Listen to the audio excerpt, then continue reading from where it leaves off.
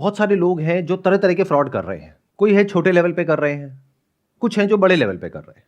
तो अब ज्यादा इंपॉर्टेंट क्या है कि अगर आपके साथ में ऐसा कुछ हो गया है तो उससे कैसे लड़ना है, क्या ये ज्यादा इंपॉर्टेंट है? या अगर कोई आपके साथ फ्रॉड करने वाला है तो उससे कैसे बचें, फ्रॉड होने से पहले, उसके बाद नहीं? तो दोनों में से ज्यादा इंपॉर्टेंट क्या है? दोनों इक्वली इंपॉर्टेंट है। उसके पीछे वजह यह है कि मान लो आपने कहीं से कोई प्रोडक्ट खरीदा और उस प्रोडक्ट में कहा गया कि 2 महीने बाद इस प्रोडक्ट की वजह से आपकी हेल्थ अच्छी हो जाएगी, लेकिन अच्छी नहीं हुई, उल्टा और खराब हो गई। तो अब जो नए लोग हैं उनको कैसे पता लगेगा कि ये प्रोडक्ट खराब है? जब तक आप नहीं बताओगे। तो अगर आपके साथ में कुछ भी गलत होता है तो अपनी आवाज उठाना इंपॉर्टेंट है, बहुत इंपॉर्टेंट है। किसी भी तरह का कोई क्राइम हो रहा है आपके साथ में, कोई इंसान है जो वो क्राइम कर रहा है, उसकी सबसे बड़ी पावर क्या है? आपका डर, आपकी खामोशी। अगर आप चुप ना रहो तो उससे क्या होगा? उससे बाकी भी लोगों को पता लगेगा कि ऐसा कुछ हो रहा है। जैसे आज की डेट में स्टॉक मार्केट ट्रेडिंग के बहुत सारे स्कैम्स चल रहे हैं और फ्रॉड चल रहे हैं इसके नाम पर। कोई भी आता है, आ करके कुछ भी दिखा देता है अपना डैशबोर्ड खोल करके कि मैंने 2 महीने में 20,000 रुपए लगाया, उसका 1 लाख रुपए बना दिया, और आपको बोला कि आप ये कोर्स परचेज कर लो तो आप भी 20,000 से 1 लाख रुपए कमा सकते हो। जब आपने कोर्स परचेज किया तो वहां पे टर्म्स एंड कंडीशन में कुछ और लिखा हुआ है, मतलब कहा कुछ और, किया कुछ और। लेकिन जब तक आपको समझ आया कि आपके साथ में स्कैम हो गया है तो आपका पैसा कितना डूबा? एक तो जो आपने कोर्स खरीदा उसका, प्लस जो आपने पैसा लगाया उस इंसान के एडवाइस के बेस पे, वो भी तो आपका पैसा गया ना। तो यूजुअली क्या होता है कि ऐसे में जो विक्टिम्स होते हैं वो क्या कहते हैं, चलो जो होना था हो गया, मेरी किस्मत खराब थी, अब अपने काम पे ध्यान दो। अगर आप जा करके अपने पेरेंट्स से भी डिस्कस करोगे तो वो भी यही एडवाइस देंगे आपको कि बेटा छोड़ना, जो हो गया, भूल जा। क्या ये सही अप्रोच है?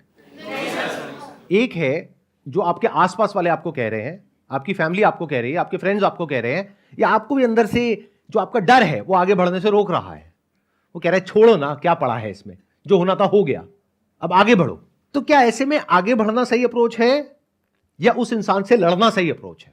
मेरे हिसाब से मुझे लगता है कि हमें उसके सामने खड़े होकर लड़ना चाहिए, और उसके पीछे लॉजिक ये है कि एक नेशन की एक नींव होती है, तो उस नेशन को मजबूत बनाने के लिए हमको कदम उठाना पड़ेगा। You need to be as powerful as you can, not to suppress others, but to defend yourself.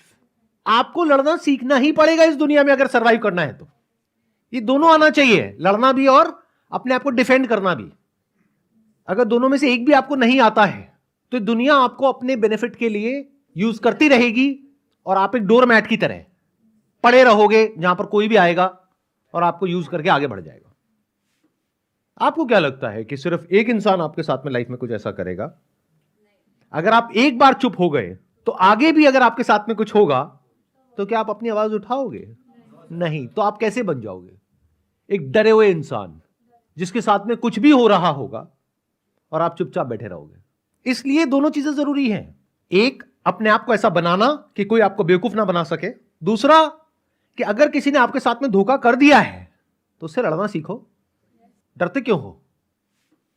जो डरता है उसको लोग और डराते हैं, और एक दो नहीं डराते हैं, फिर सब डराते हैं। पूरी दुनिया डराने के लिए बैठी है आपको। तो मेरी सलाह आप लोगों को ये होगी, डर डर करके मत जियो। ना किसी के साथ में कुछ गलत करो, ना अपने साथ में गलत होने दो। Very important to understand. For example, अगर आपकी किसी से शादी हुई है और उस इंसान ने आपके ऊपर हाथ उठाया, मान लेते हैं, तो क्या करना चाहिए? वहां पे चुपचाप बैठ जाना चाहिए?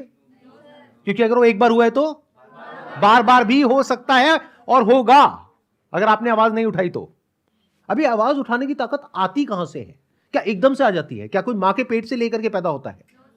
It's all about practice.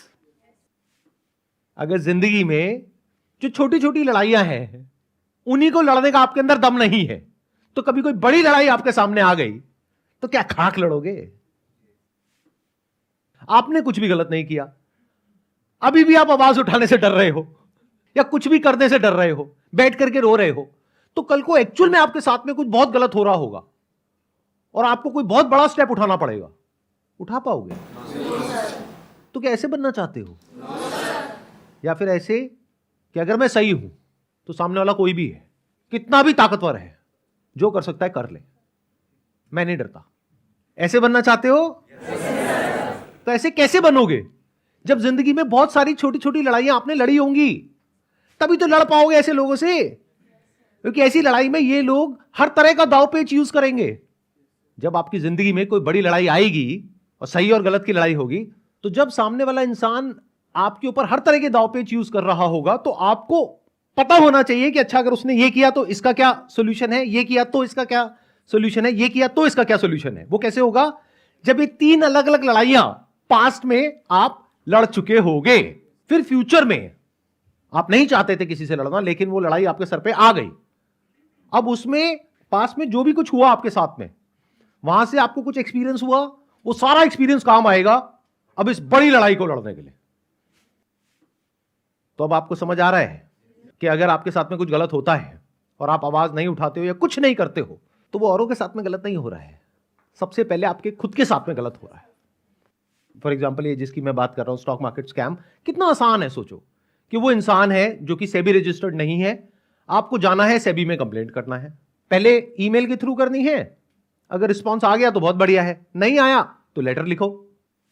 क्योंकि मजे की बात क्या है कि अगर ऐसा कुछ हो रहा है तो सेबी अपने आप एक्शन नहीं ले सकता है जब तक कि कोई कंप्लेंट ना करे।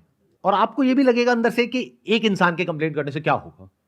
अगर एक एक करके 3-4 लोगों ने भी कंप्लेंट कर दी तब तो कुछ होगा ना। और इसमें आपका गया क्या? कुछ भी नहीं। लेकिन आपको मिला क्या?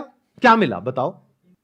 क्योंकि जब मिलने की बात होती है ना, हम लोगों की जो सोच है वो बहुत ही छोटी है। हम क्या समझते हैं, थोड़ा पैसा मिल गया, इंसेंटिव मिल गया, बोनस मिल गया, इसी को मिलना कहते हैं। क्या सिर्फ यही मिलना होता है या कुछ और भी होता है? तो इस लड़ाई में अगर आप जीते, यानी कि उस इंसान को आपने रिपोर्ट किया सेबी में और सेबी ने उसके अगेंस्ट एक्शन लिया, सिर्फ उसके नहीं, उसके से और जितने भी लोग हैं सबके अगेंस्ट एक्शन लिया। इन अदर वर्ड्स क्या हुआ कि एक सही और गलत की लड़ाई में आपकी जीत हुई। तो अब इससे आपको क्या मिला? कुछ मिला या नहीं मिला? क्या मिला बताइए? सर कॉन्फिडेंस मिला, हिम्मत मिली कि अगर आगे ऐसा कभी हमारे साथ होगा तो हम इससे बच सकते हैं। इस कॉन्फिडेंस की क्या वैल्यू है? जब ये छोटा छोटा कॉन्फिडेंस इकट्ठा होता है ना, तो इसकी बहुत वैल्यू हो जाती है। आगे कोई बहुत बड़ा फ्रॉड होने वाला होता है ना, तो उससे लड़ने की हिम्मत मिलती है। इसको पैसों में मेजर नहीं किया जा सकता है, लेकिन मेरे हिसाब से इसकी वैल्यू इतनी है लाइफ में जितनी और किसी चीज की नहीं है।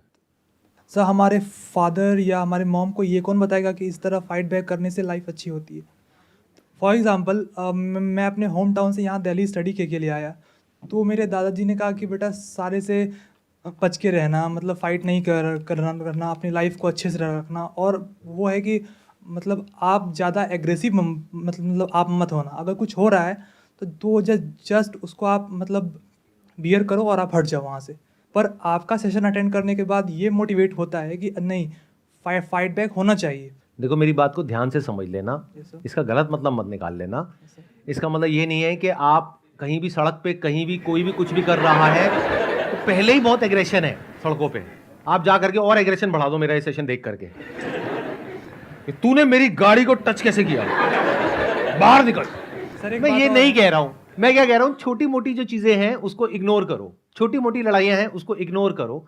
लेकिन अगर आपके साथ में कोई कुछ गलत कर देता है जानबूझ करके, ये भी ध्यान से सुनना, एक है अनजाने में, एक है जानबूझ करके। और इसमें फर्क कैसे करोगे?